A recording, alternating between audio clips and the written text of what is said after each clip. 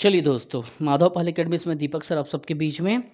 ठीक है, आज हम लोग देखेंगे रसायन विज्ञान को। तो सबसे पहले आप ये समझ लीजिए कि रसायन से आप क्या समझते हैं। रसायन के अंतर्गत हम किस चीज़ का अध्ययन करते हैं। तो इसमें क्या होता है, हम किसी भी पदार्थ की, ठीक है, जब अपन बात कर रहे हैं रसायन विज्ञान की, तो इसमें हमको जानना पड़ेगा कि इसमें बेसिक स्टडी हम लोग क्या करते हैं। इसमें क्या होता है, किसी भी पदार्थ का, चाहे वो ठोस हो, द्रव हो, गैस हो, कोई भी चीज़ हो, इसके अंतर्गत हम क्या करेंगे, विज्ञान की यह शाखा है ये, जो कोई भी पदार्थ हो, यहाँ पे लिख सकते हो आप कि किसी भी पदार्थ का, कोई भी पदार्थ हो, उस पदार्थ का हम क्या करते हैं, अध्ययन करते हैं कि उसके अंतर्गत क्या-क्या गुण पाए जाते हैं। ठीक है? तो इसके अंतर्गत उस पदार्थ के गुणों का, संगठनों का या क्रियाओं का, कि वो कैसे काम करता है, इन सब चीज़ों का इसमें हम क्या करते हैं, किसी भी पदार्थ का ये सारे चीज़ों के अंतर्गत अपन इसमें अध्ययन करते हैं। क्या करते हैं? अध्ययन करते हैं, स्टडी करते हैं। कोई भी पदार्थ हो, किसी भी पदार्थ का वहाँ पे हम क्या करेंगे, उसके गुणों का, संगठनों का, क्रियाओं का, प्रतिक्रियाओं का अध्ययन करते हैं। यही रसायन कहलाता है। यही मतलब कहना चाहिए विज्ञान की वह शाखा है। किसकी शाखा है? तो विज्ञान की, क्योंकि विज्ञान अपने आप में बहुत वृहद है। विज्ञान की वह शाखा या वह ब्रांच जिसके अंतर्गत किसी भी पदार्थ के गुणों का, संगठनों का, क्रियाओं का अध्ययन करते हैं, रसायन शास्त्र या रसायन विज्ञान कहलाता है। ये ध्यान रखना, रसायन शब्द कैसे आया, तो ये संस्कृत के, किसके? संस्कृत में एक शब्द आता है रस। रस शब्द से ये रसायन शब्द जो है बना, जिसे अगर आप लोग इंग्लिश में देखें, किसमें? इंग्लिश में, तो इंग्लिश में आप कहते हैं केमिस्ट्री। क्या कहते हैं आप? केमिस्ट्री। तो इंग्लिश के केमिस्ट्री जो है, ठीक है, केमिस्ट्री शब्द से ये बना हुआ है। इसकी उत्पत्ति किस शब्द से हुई है? तो केमिस्ट्री की उत्पत्ति कीमिया शब्द से हुई है। किससे हुआ है? कीमिया शब्द से इसकी उत्पत्ति हुआ है, जिससे केमिस्ट्री हम अंग्रेजी में कहते हैं। पहले इस विज्ञान को, क्योंकि ये केमिस्ट्री कीमिया से केमिट बना, कीमिया से केमिट बना मतलब केमिस्ट्री बना। तो पहले प्राचीन समय पे हम क्या करते थे, इस सब्जेक्ट को, रसायन को केमिट किंग कहते थे। क्या कहते थे? केमिट किंग। ठीक है, तो याद रखना किस विज्ञान की किस शाखा को केमिट किंग कहा जाता था, तो वो केमिस्ट्री को कहा जाता था। तो ये हमने पूरा रसायन का बेसिक चीज़ देख लिया। और एक बात इसमें हमको देखना पड़ेगा कि इसमें एक शब्द आता है कि आधुनिक रसायन विज्ञान का पिता किसे कहते हैं। आधुनिक रसायन विज्ञान का पिता या फादर कौन है मॉडर्न केमिस्ट्री का? तो एक टर्म आता है इसके मॉडर्न केमिस्ट्री के में, उसे कहते हैं लेवोशिए। ठीक है, लेवोशिए जो है यो आधुनिक रसायन विज्ञान के पिता हैं। किसके? तो आधुनिक रसायन विज्ञान के क्या हैं? फादर हैं। क्या हैं? फादर। ठीक, तो इतने बातों का आप याद रखना। अब अपन चलेंगे मूल चीज़ों पे, एक बार अपन उसको स्टडी करेंगे, उस पर अपन चर्चा करेंगे। ठीक है, तो यहाँ पे अपन थोड़ा देखेंगे कि क्या चीज़, जैसा कि यहाँ पे सब बातें बताया हूँ, सेम उसी बातों को यहाँ पे एक बार रिपीट करूँगा कि विज्ञान की वह शाखा है जिसके अंतर्गत पदार्थों के गुणों का, उसके संगठनों का, उसकी संरचना का, क्रियाओं प्रतिक्रियाओं का अध्ययन इसमें करते हैं कि भाई उसमें क्या क्या गुण देखने को हमको मिल रहा है। ठीक है, तो उसके गुणों का, संगठनों का, संरचनाओं का, क्रिया प्रतिक्रियाओं का अध्ययन करते हैं। यही क्या कहलाता है? रसायन विज्ञान कहलाता है। इसकी उत्पत्ति संस्कृत शब्द के रस शब्द से हुई है। संस्कृत के रस शब्द से हुई है। एसेंस जो बोलते हैं ना, रस, उसी से।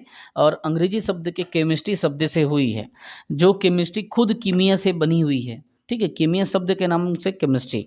और पहले इसे केमिट किंग कहा जाता था। इसी सब्जेक्ट को क्या कहा जाता था? केमिट किंग। आपसे पूछा जाएगा कि किस सब्जेक्ट को, किस विज्ञान की शाखा को केमिट किंग कहा जाता था, तो केमिस्ट्री को। और आधुनिक रसायन विज्ञान का पिता किसे कहा जाता है? जस्ट अभी बताया हूँ मैं, लेवोशिए। लेवोशिए को आधुनिक विज्ञान रसायन शास्त्र का पिता कहा जाता है। अब मैं आपको मैटर बताऊंगा, क्या? पदार्थ बताऊंगा, द्रव बताऊंगा। और इसमें द्रव की तीनों अवस्थाओं का अपन क्या करेंगे, इस जगह पे चर्चा करेंगे। जैसे अपन पढ़ रहे हैं मैटर, तो मैटर के कितने प्रकार होते हैं? तो इसके 3 प्रकार होते हैं। कौन से?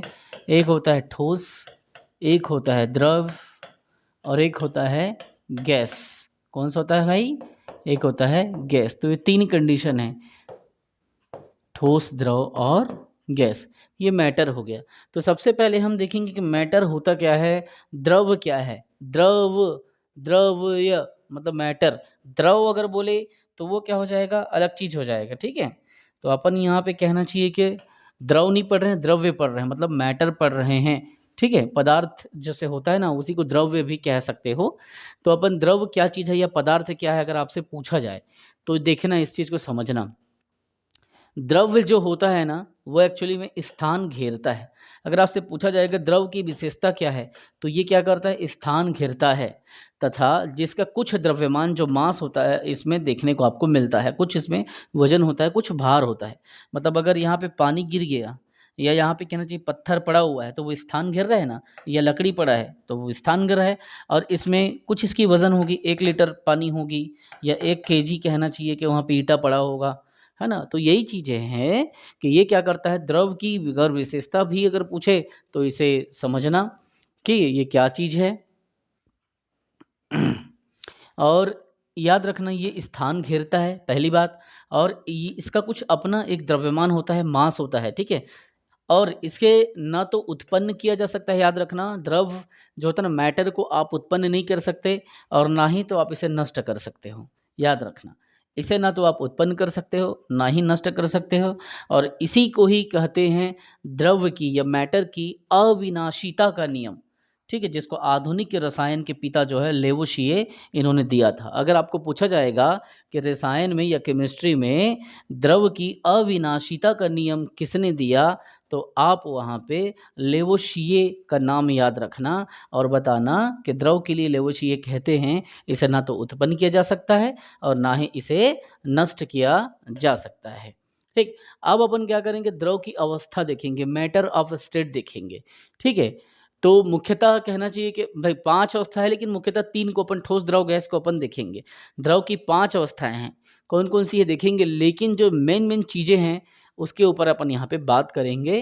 ठीक है, तो अभी द्रव की अवस्थाओं में ये 3 प्रमुख चीज़ें हैं। टोटल अगर आपको बोला जाएगा कि द्रव की अवस्था कितनी है, तो द्रव इसकी अवस्थाएं तो 5 है, ठोस, द्रव, गैस, और एक है प्लाज्मा। उसके बाद में आता है बोस। ठीक है, बोस आइंस्टीन। तो ये बोस आइंस्टीन स्टेट भी बोलते हैं, या बोस आइंस्टीन अवस्था भी कहते हैं। तो ये 5 अवस्था है, लेकिन हमको 3 प्रमुख को याद रखना है। 3 प्रमुख से क्वेश्चन पूछा जाता है। ठीक है, तो सबसे पहले पदार्थ की अवस्थाएं कितनी हैं, तो 5 अवस्थाएं हैं, जिसमें से 3 प्रमुख हैं। ठीक है, 5 टोटल, जिसमें से 3 प्रमुख को अपन डील करेंगे, ठोस, द्रव, गैस को। कैसे, तो देखिए, पहला हो गया ठोस, दूसरा द्रव, तीसरा गैस, चौथा क्या है, प्लाज्मा, और पांचवा क्या है, बोस आइंस्टीन। इन्होंने दोनों ने मिल करके बोस ने और आइंस्टीन ने दोनों ने मिल करके एक स्टेट निकाला था, जिसे कंडेंसेट कहते हैं।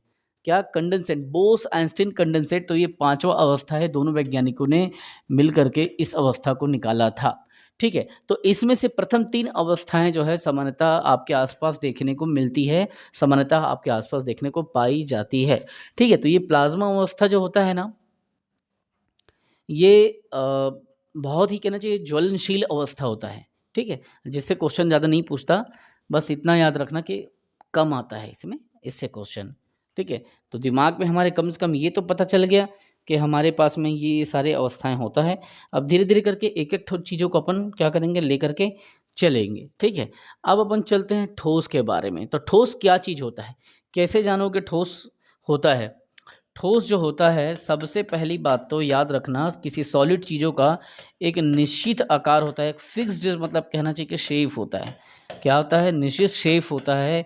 अगर आपको पेन बोलूं तो प्लेन यकीनन ऐसे ही दिखेगा, जैसे कहना इसमें एक नीप लगा होगा और यहाँ पे कॉलर में लटकाने के लिए यहाँ पे उसका कहना चाहिए पिन होगा।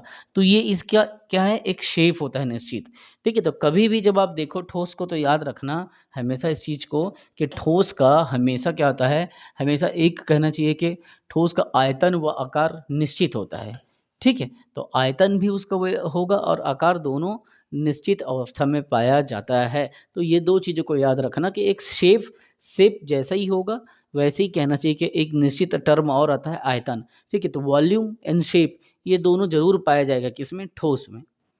ये क्या होता है, असंपीडित होते हैं, ठीक है, असंपीडित होते हैं तथा इनमें प्रबल अंतर आणविक आकर्षण होता है।